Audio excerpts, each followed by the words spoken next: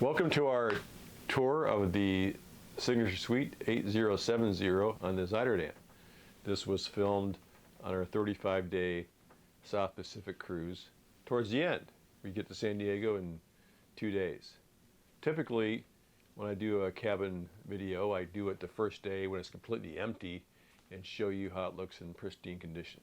This time I decided to show you the cabin as we've lived in it and how we stored things, so you're going to sort of get a sense of how someone can actually use the cabin, how things fit in the cabin, how some people store things. So I hope you find this useful. The bathrooms in the Signature Suite have a shower and a tub. The shower has the standard 3 soaps, conditioner, and shampoo. The tub, we use that for drying and rinsing our snorkeling gear, and then there's a clothesline we used for drying out our wet swimsuits. The double sinks are really nice. There are no shelves in the Signature Suite bathroom. There is a drawer in which we stored some items there. Standard shaver outlet. Underneath the 2 sinks is a shelf with room for some foldable baskets we brought. And underneath that, we didn't use, but some people have brought plastic shoebox style baskets because this can get a little bit wet. There's a drain there in the corner. This is a light when you turn on the switches, but in the evening, there is a nightlight which looks like this. So it's plenty bright to get in here during the middle of the night. On the inside of the door are 2 hooks, really nice hooks because they don't let things slide off like on some other hooks we've seen on different ships. The walls on this cabin are not magnetic, but the doors are magnetic, and so we used some metal hooks to hang our masks, hats. Also, we keep our key cards in the little slot that used to hold the Do Not Disturb sign, which is now sort of stuck off in the corner there. We use a command hook, but on this textured surface, this command hook fell down a couple times. So it's not as tight of a connection as you might find on other ships with a smoother wall. On the bottom of the cabinets is a motion-activated nightlight, so when you get out of bed, start walking this direction, this will illuminate as you head to the bathroom. There's no way that we've been able to determine to turn that off, so it's going to come on whenever you're moving around at night. There are 3 sets of cabinets, all the same width. You can see how we've stowed our personal equipment. We bring our own small, thinner hangers. The ship gives you the wider ones, and above there is room for where they store the life preservers. The middle closet has 1 shelf which will fold up, and it's 24 inches wide, 66 inches high. And again, there's space on top for your personal flotation devices as well as where they store the robes. We found that e-bags are very handy for keeping things organized while we're aboard ship, and also it makes it simpler to pack and unpack as we go to and from the ship. In the final cabinet, again the same width as the others, has 4 shelves with a hanging compartment on the bottom. We used it for our gala clothes.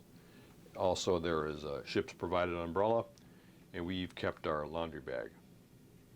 The ship has 2 very secure hooks, which we use for our day bags and my tripod. Also here, Judy's purse and her day bag. On this wall, we've put command hooks, small ones, which are useful to hang our hats, keep them out of the way. By the bedside, there is a plug with a North American outlet, European outlet, as well as a USB port, keep my iPad charged up. And then bedside, there is a light there and one that also pulls out for reading. On either side of the bed are two nightstands with a drawer and two shelves. There are two drawers at the foot of the bed. We've stored some personal items in here.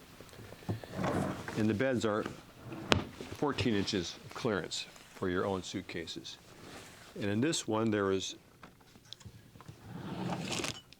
the daily bed coverings are stored here. Also, when we emptied the minibar, our room steward put all the bottles we weren't using in a bag inside this drawer.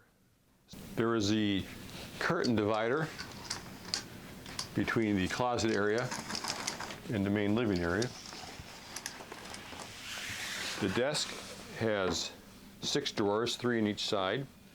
There's a hair dryer and a mirror inside.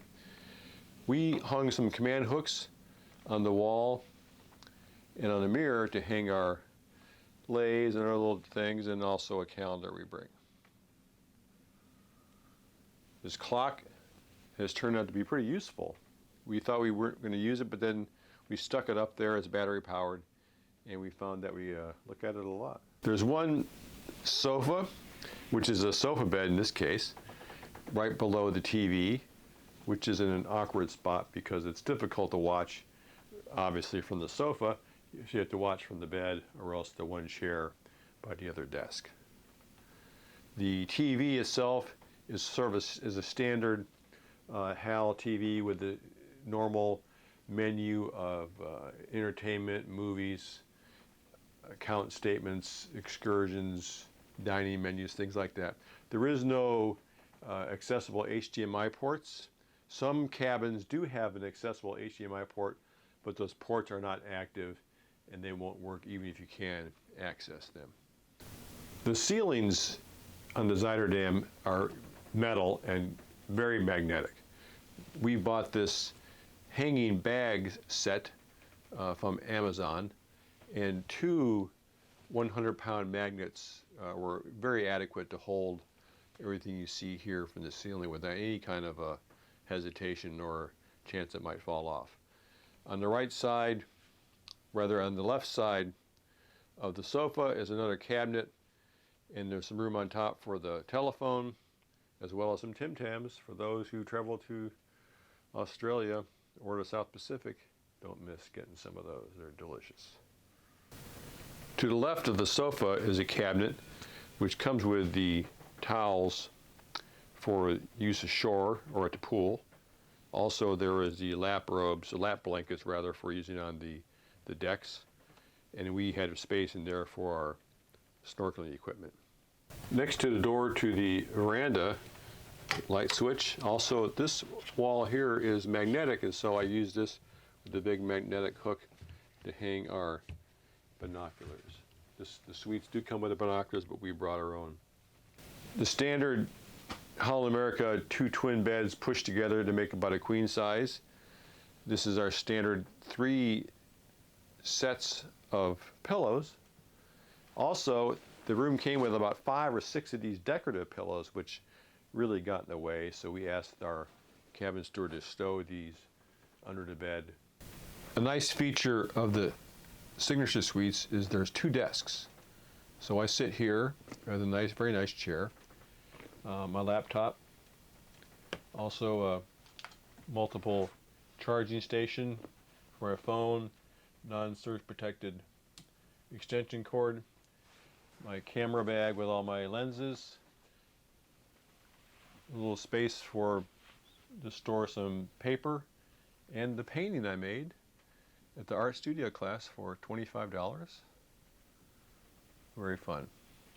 Over here we have the shelves which we've used to store some teas and other personal food, also some more e-bags with some camera equipment. Down below here are some more snacks and drawers for some of my camera and video equipment. We got this giant Snickers box in It's Sugar store in Honolulu.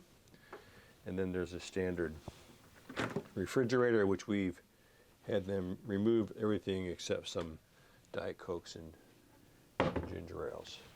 On the desk there's an ice bucket, and we use these hydro flasks, which came out to be very nice for water if we're going ashore, as well as getting coffee or hot soup or things from the Lido. So these hydro flasks, highly recommended.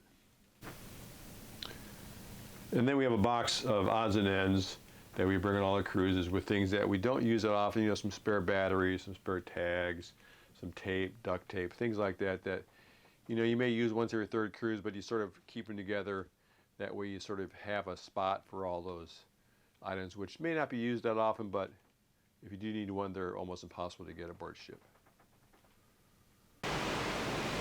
The verandas on the Signature Suite are a very nice size. They're wide, they're deep. There's enough room for 2 lounging chairs with a small table between, and also there's a nice sized table here with 2 chairs, which you can have lunch or breakfast on at a normal height. Sometimes on the other verandas, the smaller veranda cabins, you're really sort of squished in, and it's not quite as comfortable as it is in the Signature Suite. We've used it a few times, primarily, you know, in port, or when you're in a transit with low winds, because if you're transiting any distance, the ship's going 16 knots, and really that makes it semi-uncomfortable to be out here trying to do anything. This is a Signature Suite. It's very nice. This is our first time we've been in one. It's much bigger than the verandas. It's much bigger than the Vista Suite we had on the Amsterdam. So it's a very nice sized cabin, not as big as a Neptune, and you don't have all the perks of a Neptune, but we found that the space we think is a good value as an upgrade from the Vistas or the verandas. You get 2 desks, a lot of space between the sofa and the bed, and a lot of room to move around. So you don't feel quite so cramped that you might in some other cabins, and you'll tend to spend more time maybe here because you don't feel it quite so confined. So we found these Signature Suites to be a great value. We're on deck 8, and right below the Lido. Some people have complained about the noise, and you can hear the Lido trolley carts as they roll around, maybe as early as 6 o'clock in the morning till 11 or 12 at night. We don't find them to be bothersome. You can hear them, so if you're going to be bothered by noises, then this may not be the best deck for you. But the noise is not loud. It's not like underneath the BB King or something like that, where you're going to be sort of really bothered by it. But if you do hear that noise, it's going to be something that is detectable.